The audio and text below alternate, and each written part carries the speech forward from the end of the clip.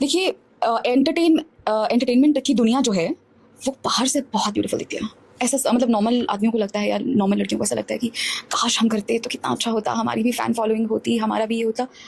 बहुत सारी चीज़ों से मतलब लड़कियां यहाँ फेस करती हैं, बहुत सारी चीज़ें मेंटेन करनी पड़ती है, बहुत सारी चीज़ें होती है जो उनके हित में नहीं होती हैं, फिर भी उनको करनी पड़ती हैं, फिर भी मतलब ज़बरदस्ती। दोस्तों इसी तरीके से कहा जाता है, जो एक कहावत है भोजपुरी में कि नमक खा के नमक हरामी करना, इन सब लोगों को कहा जाता है। आप देख सकते हैं किस तरीके से ये मोहतरमा हमारे भोजपुरी इंडस्ट्री के नाम ख़राब करने में लगी हैं। तो चलिए सुहेल नमस्कार दोस्तों, कैसे आप लोग? उम्मीद करता हूँ कि बहुत ही अच्छे होंगे और फिर से एक नए वीडियो में आप लोग का स्वागत है। दोस्तों चैनल पर नए तो सब्सक्राइब कर लीजिएगा और वीडियो को लास्ट तक ज़रूर देखिएगा। वीडियो में आज एक बहुत ही अजीब सा टॉपिक लेके आया हूँ मैं, हालाँकि ऐसा टॉपिक लेके बहुत कम आता हूँ। अब देखिए ये है, इनका नाम है सपना चौहान। ये भोजपुरी इंडस्ट्री की अच्छी कलाकार थी, अच्छी आर्टिस्ट थी, अच्छे डांसर थी। भोजपुरी इंडस्ट्री में परफॉर्मेंस करने के लिए आई थी और काम भी किया अच्छा तरीके से इन्होंने। बट इनके अंदर कुछ गलतफहमियाँ इस तरीके से लोगों ने भर दिया और इनका दिमागी संतुलन इतना ख़राब हो चुका है, जिस तरीके से इन्होंने भेदभाव रखा है आपसदारी में। बताइए, अगर हमें मतलब कहते हैं ना कि नमक खा के नमक हरामी करना, इसी को कहा जाता है। और जिस तरीके से इस मोहतरमा ने किया है, अब देखिए खेसारी लाल यादव से एक आदमी से विवाद होता है तो इसका मतलब ये थोड़ी है कि भोजपुरी इंडस्ट्री का सारा लोग ही ख़राब होगा। अब ये मोहतरमा का विवाद आज से बहुत दिन पहले 2022-23 की बात है। 2023 में शायद या 24 में इन लोगों का विवाद हुआ था, इनका खेसारी लाल यादव का। अब देखिए किस चीज़ के लिए कि विवाद हुआ था, इस चीज़ का रिवील आज तक नहीं हुआ था। बस ये है कि एक महेश पांडे यूट्यूबर है, उसने वीडियो बना दिया था कि सपना चौहान प्लान बना रही हैं खेसारी लाल यादव को मरवाने के लिए, चाहे कुछ भी करवाने के लिए, किडनैप करवाना, मतलब उल्टा सीधा जो भी न्यूज़ बनाया था। अब उसको न्यूज़ के लेके, महेश पांडे के न्यूज़ को लेके ये मोहतरमा लाइव आई थी और उस लाइव में इस तरीके के उल्टा सीधा नेगेटिविटी चीज़ें इन्होंने बोल दिया था खेसारी लाल यादव के बारे में, जिसका कोई हद पार नहीं होता है।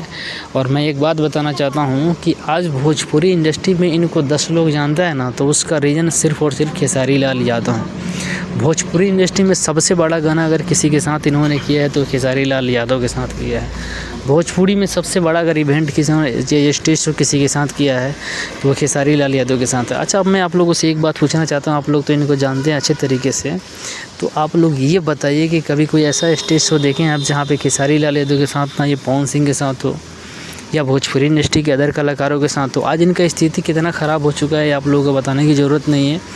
पवन सिंह, रितेश पांडे के साथ कभी कभी थोड़ा बहुत इनको काम मिल जाता है, वरना पवन सिंह जैसे सुपरस्टार खेसारी लाल यादव इनको पूछते भी नहीं है।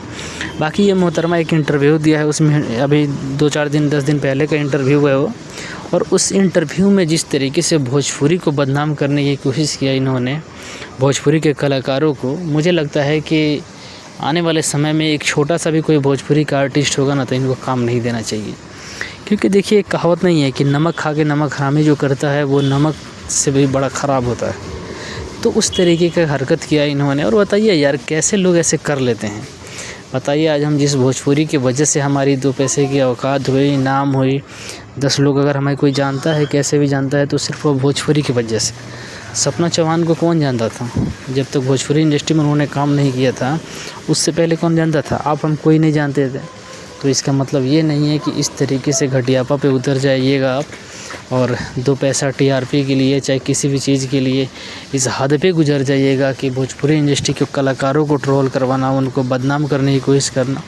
देखिए मैं कह ना रहा हूँ, यही कह रहा हूँ कि बस इस तरीके से घटिया हरकत नहीं करना चाहिए था।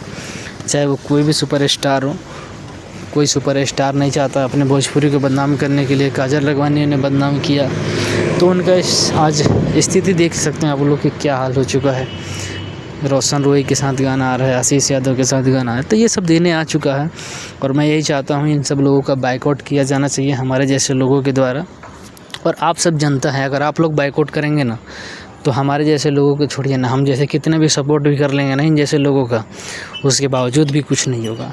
मैं वही कह रहा हूँ ना कि देखिए एक आदमी ख़राब है, एक आदमी से कुछ गलती होती है तो इसका मतलब नहीं है कि हम हर किसी को उसी तरीके से, उसी नज़रिए से देखेंगे। हर किसी का अपना नज़रिया होता है, अपना रुतबा होता है, जो जैसा बनाएगा वैसा उसे फल मिलेगा। तो ये नहीं है कि खेसारी लाल यादव की वजह से आप पूरा भोजपुरी को ट्रोल कीजिएगा बस। बाकी आप लोगों का क्या राय है कमेंट में ज़रूर बताइए।